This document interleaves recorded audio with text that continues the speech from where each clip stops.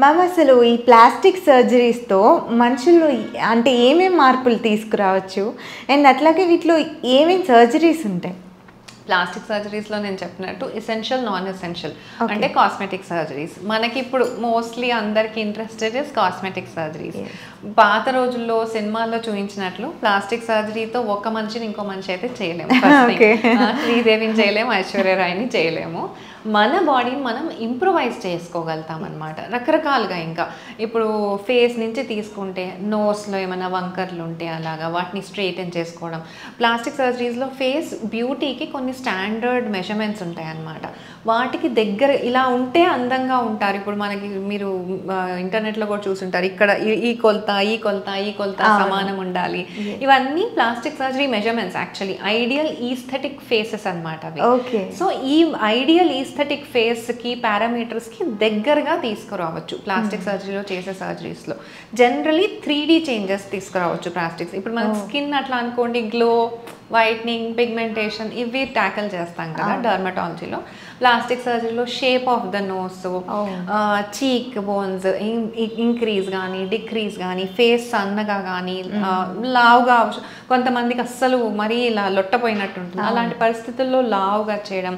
లిప్స్లో volume నింపడము. ఇప్పుడు కెమెరాలో పనిచేసే వాళ్ళకి యాక్చువల్లీ లిప్స్లో వాల్యూమ్ లేకపోతే ఆన్ స్క్రీన్ సరిగా కనిపించదు, అందుకే మనం లిప్స్టిక్ అవుటర్ బౌండరీలో పెడతాం. ఇలాంటివి మేము లైవ్లో in reality as a permanent change తీసుకొని రావచ్చు. ఐబ్రోస్ మేకప్ చేసుకునే వాళ్ళందరికీ తెలుస్తుంది ఐబ్రోస్ ఎంత ఇంపార్టెంట్ ఇన్ ఫేషియల్ బ్యూటీ. ఈ ఐబ్రోస్ని మనము హెయిర్ ట్రాన్స్ప్లాంట్స్తో థిక్ ఐబ్రోస్ పెట్టుకోవచ్చు. చాలా మంది గ్రోత్ ఉండదు ఐబ్రోస్.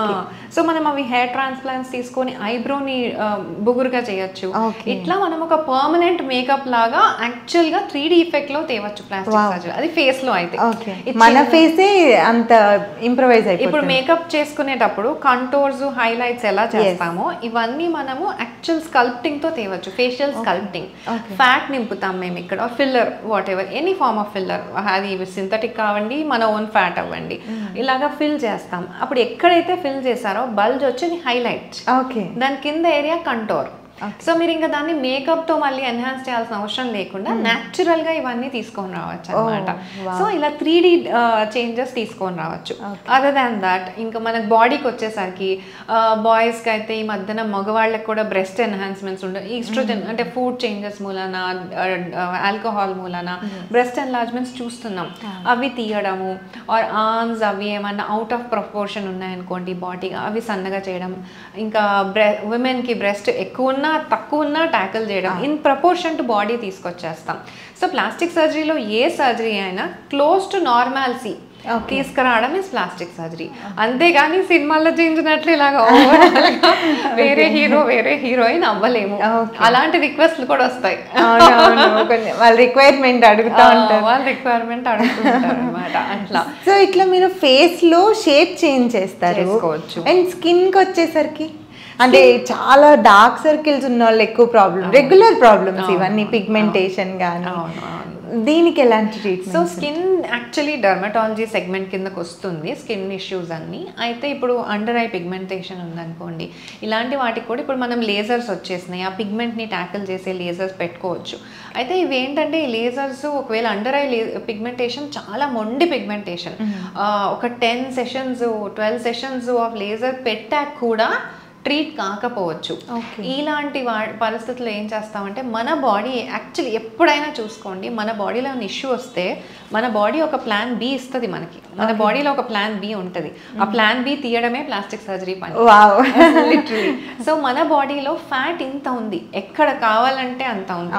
ఆ ఫ్యాట్ మన ఎవరికి ఇష్టం లేదు, ఐ యాక్సెప్ట్, కానీ అది లైక్ ఎ మదర్ సెల్, చాలా ఇంపార్టెంట్ స్టెమ్ సెల్. అది మీరు పిల్లలు పుట్టినప్పుడు అంబిలికల్ కార్డ్ నుంచి స్టెమ్ సెల్స్ తీస్తాము అని అంటాం కదా, అంత పొటెంట్ స్టెమ్ సెల్ మన ఫ్యాట్లో ఉంటుంది. Okay, it's a very important tissue మన బాడీలో. సో ఆ ఫ్యాట్ని ఎక్స్ట్రాక్ట్ చేసి బయట ప్రాసెస్ చేసి ఈ అండర్ ఐ కింద అక్కడ పెడతాం. అదేం చేస్తుందంటే లోపటి నుంచి వర్కౌట్ చేస్తుంది, ఆ స్కిన్ని లోపటి నుంచి ఒక కంప్లీట్ న్యూ స్కిన్ కింద తయారు చేసేస్తుంది. అసలు 1 టైం సొల్యూషన్ అండర్ ఐ పిగ్మెంటేషన్కి, ఫ్యాట్ పెట్టడం అనేది.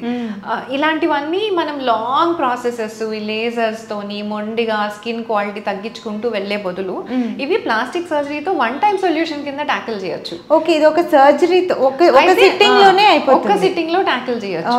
యాక్చువల్లీ ఒక one time solution nano fat transfer అంటాం అనమాట. ఫ్యాట్ ని చాలా మైక్రో గ్లోబ్యూల్స్ కింద ప్రాసెస్ చేసి ఒక చిన్న నీడిల్తో కంటి కింద పెట్టేస్తాం. అసలు అది బేబీ ఒక న్యూ స్కిన్ వచ్చేసినట్లు తీసుకురాగలుగుతాం దాంతో. ఇలాంటి ఎన్నో సర్జరీస్ ఉంటాయి ప్లాస్టిక్ సర్జరీలో. దీన్ని సెషన్స్ కింద తీసుకున్నప్పుడు డార్క్ సర్కిల్స్ కి ఏమైనా తగ్గే అవకాశం ఉంటుందా, అసలు ట్రీట్ అవ్వకపోతే? లేజర్స్ తీసుకున్నప్పుడు డెప్త్ ఆఫ్ ద పిగ్మెంటేషన్ బట్టి, అసలు కాజ్ ఆఫ్ ద పిగ్మెంటేషన్ బట్టి రిజల్ట్ ఉంటుంది అనమాట. కొన్నిట్లో ఫాస్టర్ ఇంప్రూవ్మెంట్ ఉంటుంది, ట్రీట్మెంట్ కూడా రిజల్ట్ కనిపిస్తుంది. కొన్ని కండిషన్స్, జెనెటిక్ కండిషన్స్, ఇట్లాంటి వాటిల్లో లాంగ్ టర్మ్ ఆఫ్ సెషన్స్ అయిపోయినాక కూడా మీకు ఎక్కువ విజిబుల్ చేంజెస్ రావు. అలాంటివి కూడా మనం ఈ ఫ్యాట్ ట్రాన్స్ఫర్స్ తో ట్యాకిల్ చేయొచ్చు. ఓకే, అంటే నేను అనేది చాలా మంది సర్జరీ అంటే భయపడతారు కదా, అలాంటి వాళ్ళకి వాళ్ళ బాడీ సహకరించిన దాన్ని బట్టి రిజల్ట్ ఉంటుంది సెక్షన్. అయితే ఈ సర్జరీస్ మేము చెప్పే ప్లాస్టిక్ సర్జరీస్ అన్ని ఇవేం మేజర్ సర్జరీస్ కావు. లోకల్ ఎనస్థీషియాలో పేషెంట్ కాన్షియస్ ఉన్నప్పుడే చేసేస్తాము. అండ్ ప్లాస్టిక్ సర్జరీలో ఒక ఇంపార్టెంట్ నైస్ థింగ్ ఏంటంటే మనం ఎక్స్టర్నల్ చేంజెస్ కోసం చేస్తున్నాం కాబట్టి మేజర్గా ఏ వైటల్ ఆర్గన్ని టచ్ చేయం. ఓకే, సర్జరీ అన్న మాటే కానీ ఒక ఇంపార్టెంట్ మీ హార్ట్కో కిడ్నీకో ఎఫెక్ట్ పడే అంత ఇంటర్నల్ జోన్స్కి వెళ్ళాం. సో ఈ మా సర్జరీస్ అంతా ఆ స్కిన్ కింద లేయర్స్లోనే ఫ్యాట్ లేయర్స్లోనే నడిచిపోతుంది. ఎంత మేజర్ సర్జరీ అయినా స్కిన్ ఫ్యాట్ లేయర్స్లోనే నడిచిపోతుంది. లోపల మనకేం ప్రాబ్లం ఉండదు, అంతా ఎక్స్టర్నల్ ట్రీట్మెంట్. సర్జరీ నైఫ్ తో చేసే సర్జరీ అదొక్కటి మైండ్ లో నుంచి తీస్తే కొన్ని పరిస్థితుల్లో ఈ నాన్ సర్జికల్ ట్రీట్మెంట్స్ కన్నా కూడా ప్లాస్టిక్ సర్జరీ చాలా సేఫ్. నేను చెప్పినట్లు బ్రెస్ట్ కేసెస్లోనే మెయిన్. నాన్ సర్జికల్ మెథడ్స్లో వెళ్ళాలని మందులని, అసలు బ్రెస్ట్ రిడక్షన్ అంటే మ్యాసివ్ బ్రెస్ట్ ఉంటుంది కదా కొంతమంది అమ్మాయిలకి, చాలా ఫేస్ చేస్తారు. వాళ్ళైతే ఎక్సర్సైజెస్ ఎంత ఘోరంగా చేస్తారో అది పని చేయదు, ఎక్సర్సైజెస్ పని చేయవు.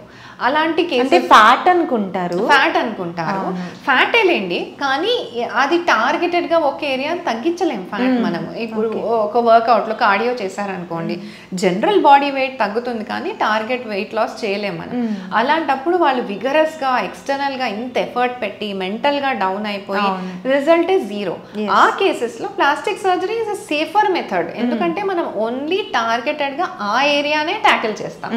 టమీ టక్స్ కూడా ఇప్పుడు పొట్ట పోస్ట్ ప్రెగ్నెన్సీ వాళ్ళకి మజిల్ లూజ్ అయిపోయి పొట్ట అంతా సాగినట్టు అవుతుంది. అక్కడ అందరూ స్కిన్ ఫ్యాటే అనుకొని ఎంత కష్టపడతారు, కానీ అది కాదు, సాగింగ్ ఉంటుంది, లోపల మజిల్ లూజ్ అయిపోతుంది. స్కిన్ లోపల మజిల్ ఉంటుంది కదా, మనం 6 ప్యాక్ యాబ్స్ చూస్తాం కదా, ఆ మజిల్ లూజ్ అయిపోతుంది. కొంతమందికి అయితే హెర్నియాస్ ఉంటాయి, అంటే మజిల్ ఇలాగ ఉండాలి కదా, ఇలా మన 6 ప్యాక్ యాబ్స్, ఈ మధ్యలో మజిల్ లూజ్ అయిపోయి వాళ్ళ పొట్టలో ఉన్న కంటెంట్స్ బయటకు వచ్చేస్తాయి దీనిలో నుంచి, అంటే అంత స్కిన్ కిందే కానీ బయటకు వచ్చేస్తాయి. హెర్నియా అంటాం మనం. ఆ హెర్నియా ఉందని తెలియకుండా వాళ్ళు అదే పనిగా యాబ్స్ ఎక్సర్సైజెస్ చేస్తూ ఉంటారు. అది dangerous, because day by day abs exercise చేసేటప్పుడు హెర్నియా ఇంకా పెద్దగా అవుతుంది. అవి యాక్చువల్లీ కాంప్లికేషన్స్ కి ల్యాండ్ అప్ అయ్యే సిచ్యువేషన్స్. సో అట్లాంటి పరిస్థితుల్లో ఎసెన్షియల్ ప్లాస్టిక్ సర్జరీ, మీరు ఆ ట్రీట్మెంట్కి వెళ్ళి ఆ సర్జరీకి వెళ్తే సేఫ్గా లెస్ కాంప్లికేషన్స్తో బయటపడిపోతారు. ఇది చాలా రెగ్యులర్ ప్రాబ్లం, ఇది చాలా మందికి తెలియదు మ్యామ్. తెలియక ఇలా ఎక్సర్సైజెస్ చేసి వాళ్ళు హెల్త్ మీద ప్రాబ్లం తెచ్చుకుంటున్నారు. అండ్ ఇవాళ రోజుల్లో విమెన్ ఎంత కాదనుకున్నా పాత రోజులంత యాక్టివిటీ లేదు, స్టామినా లేదు, మజిల్కి కోర్ స్ట్రెంగ్త్ లేదు. సో వాళ్ళకి 1-2 ప్రెగ్నెన్సీస్లోనే హెర్నియాస్తో ల్యాండప్ అవుతున్నారు, అందరూ ల్యాండప్ అవుతున్నారు.